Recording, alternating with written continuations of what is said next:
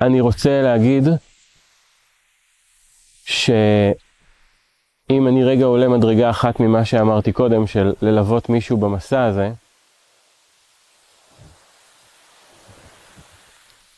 מבחינתי, המשמעות הכי גדולה של כל הליווי במסע, של להיות עד של מישהו, זה להיות איתו בנוכחות, זאת אומרת להיות נוכחים איתו כשהוא מספר לנו את הסיפור שלו,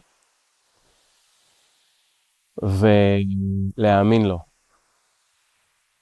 גם אם הוא מספר דברים שאנחנו לא לגמרי מאמינים להם, או שנראים לנו מדע בדיוני, זה לא ממש משנה, זה הסיפור שלו. וכדי שאנחנו נוכל להיות שם עבורו, אנחנו צריכים להאמין לו. להאמין לו למה שהוא מרגיש, להאמין לו לכאב שהוא מרגיש, להאמין לו למה שהוא עבר, להאמין לסיפור שלו. אנחנו צריכים להיות שם ולהאמין לו.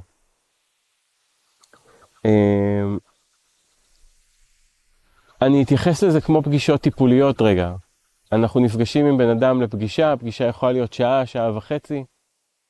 אני לא מצפה מאף אחד, או כאילו מצפה, זה לא שאתם כאילו, אבל אני לא מצפה או לא מכוון לאיזשהו, עכשיו לתפוס מישהו וללכת איתו 3-4 ימים באמת, ברצף. אתם גם צריכים לשמור על עצמכם, וזה מאוד מאוד חשוב. אני חושב שלהקשיב לעצמכם, לכמה אתם מסוגלים, למה שאתם מסוגלים, למתי די, זה מאוד מאוד חשוב. למה אתם זקוקים כדי להרגיש בטוחים, זה חשוב. אני חושב שהחלק של לשמור על עצמכם הוא ממש ממש חשוב. אולי אפילו למצוא מישהו שיהיה שם עבורכם. אני חושב שכשמדובר בבני משפחה, למשל, אם אני עכשיו רוצה לתמוך בבת זוג או בבת או מישהו שגר איתי בבית, זה בהכרח יהיה יותר קשה ויותר מאתגר. ואולי על זה אני אעשה סרטונים נפרדים.